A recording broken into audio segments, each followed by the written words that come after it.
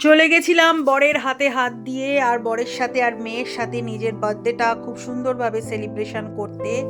আমরা আজকে সকাল সকাল বেরিয়ে পড়েছিলাম। দেখো তোমাদের হাওড়া ব্রিজটা দেখিয়ে দিই। আমার কাছে তো জল ভাত, কিন্তু তোমরা একবার হাওড়া ব্রিজটা দেখে নাও। আর আমরা আজকে রওনা দিয়েছিলাম কলকাতা রাজবাড়ির উদ্দেশ্যে। ওখানেই আমার বার্থডেটা সেলিব্রেশন করার ইচ্ছা ছিল।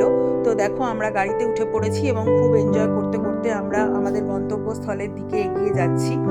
আমি, মেয়ে, আমার বর তিনজনে মিলেই এগিয়ে যাচ্ছি। আমরা পৌঁছে গেলাম কলকাতা রাজবাড়িতে, আর এখানে ওনারা আমাদেরকে বরণ করে নিচ্ছেন। এই মিষ্টি বোনটা খুব মিষ্টি, আমাদেরকে সুন্দর করে বরণ করে ওয়েলকাম করলেন, এবং এখানে কিন্তু প্রত্যেককে এরকমভাবেই বরণ করে ওয়েলকাম করা হয়। তো আমাদের বাইরেটা একটু রাজবাড়ির উল্টো দিকটা একটু দেখিয়ে দিচ্ছি তোমাদেরকে। এবার এখানে আমাদের তিনজনকেই ভালো করে আবার বরণ করে উনি ওয়েলকাম করলেন। তো আমরা এবার প্রবেশ করছি রাজবাড়ির ভিতরে। প্রবেশ করছি আমরা এবার ভেতরে। তো দেখতে থাকো ব্লগটা। আর এই আংটিটা তোমাদের একটা ছোট ব্লগে বলেছিলাম, যেটা আমার মেয়ে দিয়েছে আমাকে। এই আংটিটা আমার মেয়ে, আর এই আংটিটা, এই ডায়মন্ড রিংটা আমার বর দিয়েছে জন্মদিনে। আর এখানে দেখো আমার জন্মদিন উপলক্ষে এই বোন আবার আমাকে চন্দন পরিয়ে ধান দুব্য দিয়ে আশীর্বাদ করে বরণ করে নিচ্ছে। আমার এত ভালো লেগেছে কি বলবো।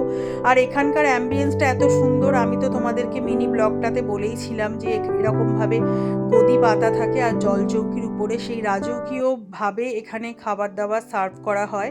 তো টেবিল চেয়ারেরও যেমন অপশান রয়েছে, এই অপশানটাও ছিল। আমরা এই অপশানটাই চুজ করেছি। আর এই বোনটার মধ্যে আমার যেন মনে হচ্ছিল স্বয়ং ভগবান আছে। ও এত মিষ্টি, যেন ওর মানুষের মধ্যেই তো ভগবান আসেন। তো আমার মনে হলো যে ওর মধ্যে দিয়েই বোধহয় ভগবান আজকে আমাকে আশীর্বাদ করলো। এখানে দেখো আমরা খাবার দাবার পেয়ে গেছি আমরা যা যা অর্ডার দিয়েছিলাম। তো আমরা একটা থালি অর্ডার দিয়েছিলাম, আর ভেটকি মাছের পাতুরি এই সমস্ত অর্ডার দিয়েছিলাম।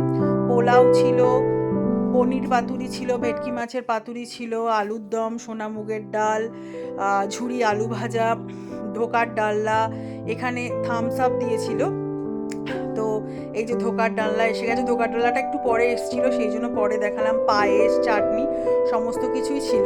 তারপরে কিন্তু রাজবাড়ি থেকে খাওয়া দাওয়া করে চলে গেছিলাম আমার বাড়ির উদ্দেশ্যে, বাবা মার সাথে একটু দেখা করব। তো আমার বড় পিসির জন্মদিন ছিল। আমার বাবা মা কাকা বড় পিসি সবাই একই বিল্ডিংয়ে থাকে। তো ছোট পিসিও এসে গেছিলো। আর আমার বাবু দাদা, মানে আমার পিসতো দাদা, ও দিল্লিতে থাকে অফিস সূত্রে। কাকা কাকি সবাই এসছিল, ভাইরা ছিল। তো অনেক দিন পর দাদার সাথেও দেখা হলো বড় পিসির জন্মদিন উপলক্ষে। সবাই মিলে একটা দারুণ টাইম স্পেন্ড করলাম, এবং খুব বড় পিসি দেখো খুব আনন্দ পেয়েছে। আমার মা, কাকি, এটা আমার বড় ভাই, আর এইদিকে আমার দাদার সাথে অনেক দিন পর দেখা হলো। মেয়ে তো খুব আনন্দ পেয়েছে, সারাক্ষণই হই হই হই হই করেই কাটলো। এটা আমার ছোট ভাই। একে আমি, ওর নাম ভুধু বাবা, ওকে আমি ভুধু বাবা বলেই ডাকি। ও বড় হয়ে গেলেও কি হবে, ওকে আমি ভুধু বাবা বলেই ডাকবো। তো এখানে দেখো বড় পিসির কেক কাটা চলছে, কেক কাটিং পর্ব চলছে আর কি।